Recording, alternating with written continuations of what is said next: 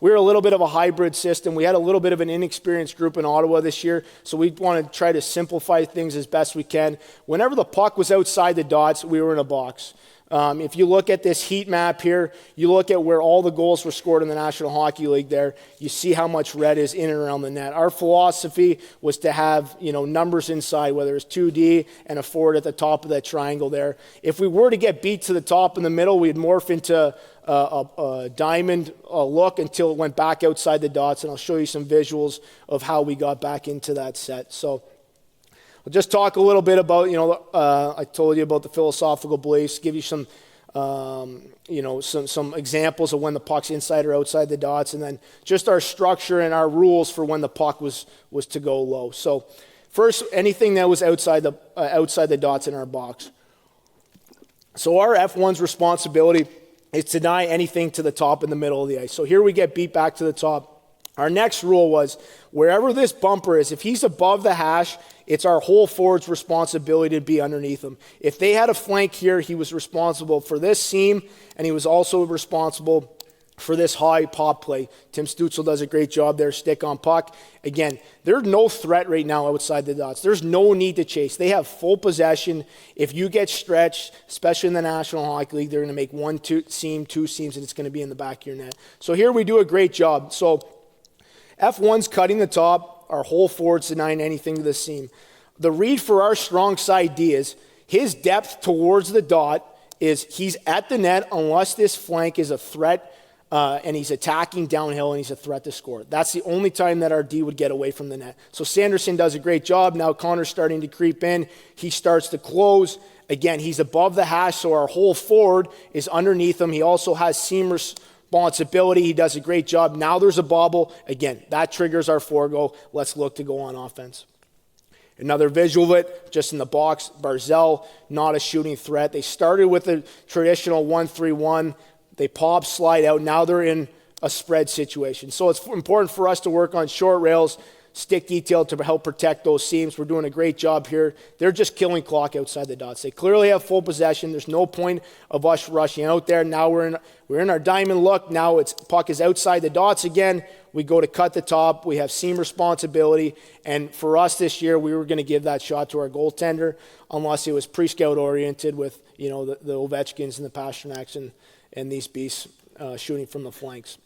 So again, here's just another visual. Again, just the detail of our whole forward, identifying, teams, Jersey with Hughes and Vancouver with Miller and Nashville with Forsberg. They try to get these guys coming downhill on their strong side. So it's important for our whole forward to recognize that, and that would be a two up top situation, again, where we would have numbers back inside at the net. And this would be a trigger our forego situation, but as you can see in the penalty kill, obviously, there's not much time left. We're probably pretty gassed. They reload up top. But again, we play this as a two up top situation. We have numbers inside, and that's an easy save for our goaltender.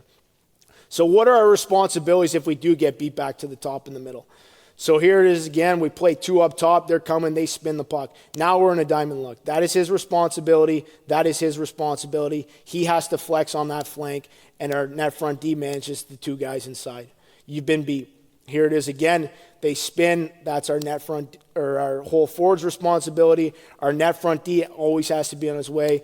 Every coach has different philosophies how you play this. My rule of thumb is these guys make a lot of money. They have to get out and block that shot as best they can. If they are going to be late, they have to eliminate the play to the backside. Here we do a good job. We get out into that shooting lane again. Now that triggers our forego situation. So if we are beat back to the top and they start dragging this thing across, for us, we're in a little bit of a diamond. We're doing a good job here. We never wanted to really get eyed up, if you will, just because it opens up the flank. So our rule of thumb was, we call this the Royal Road. If he dumped this back to the strong side, our F1 would stay F1.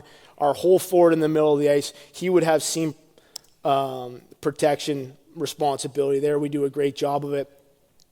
Again, they walk us to the middle. It's just important that F1 and 2 don't overly get stretched, because that's when seams will get exposed. And there's a great detail, a good read here by Ridley Gregg. And watch the stick detail here by Joseph. He makes it predictable for everyone on the ice that this puck is going to stay on the strong side. And now when Slafkovsky's coming downhill, again, like I mentioned in that Sanderson clip, if our net front D feels like this flank coming downhill is a threat, he has all the ability to flex out to get into a shooting lane. Again, stick on puck to flex that one into the mesh. It's predictable. Now they're going down. They got a high pop. Our whole forward knows he's above the hash. He has seam responsibility, and he has that high pop responsibility. I talked about flat sticks. This is a perfect example when the flat stick is executed well. Again, we create a turnover, and we get our clear. This is the fine line, and the elite offensive defensemen do this. And this is how you can expose this system from an offensive perspective. If you drag past halfway, we use the term playing tag underneath. But it's just important for our two forwards up top that they cannot get stretched. If you're going to play tag and they come downhill and you're stretched, this seam is wide open. So we kind of use, the tops of the circles a little bit as the guideline. But Giroux does a great job here. He does not leave the hole early, so he does not expose that seam to Caulfield. We're giving a perimeter shot, and I love this picture. We have numbers inside. We've outnumbered them, in the scoring area. Now we're able to get our hands on that and get it clear. I'll just let this clip run. It's just a great example of how we want to kill. We cut the top with F1. We flat stick. We take away the low ice. We take any sort of seam. Everything's on the perimeter. Again, they're trying to set up Hughes coming downhill, all pre-scout oriented. Giroux knows this. There's communication. They try to set up a two-pass. All Hughes is seeing now is shin pads. So what's he going to do with this puck? Again, it goes back to the flank. We're out of our diamond look. If they were to go low, Giroux knows his backside responsibility, and I'll get into that. Again, we cut the top. Thomas Chabot knows, Hischier is not a threat going downhill. He's not a scoring threat. He stays at the net, and this is our trigger. If one goes, now we are all going. Artem Zub gets ready to go. Giroux's on his horse, and that's a four-go situation for us.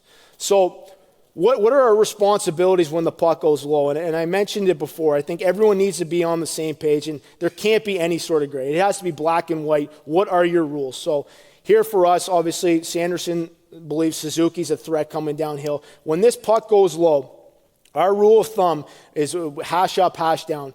If this forward was below the hash, it would be our net front D's responsibility for that low 2-on-1. He would eliminate any sort of play or stuff across the slot line, but his sole responsibility is this pop play.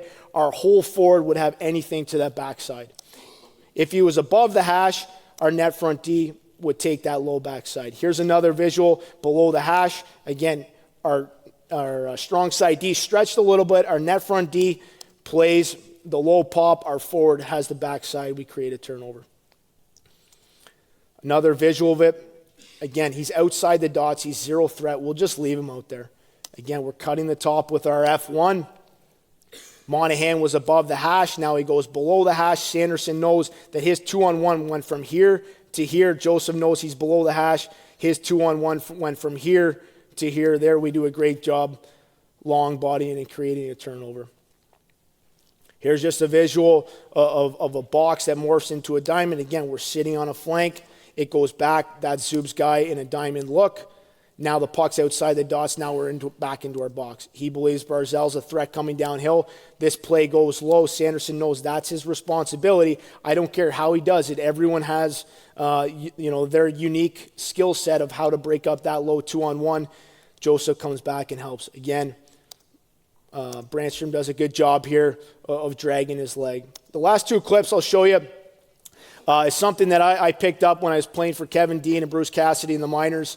It's something that's kind of stuck with me.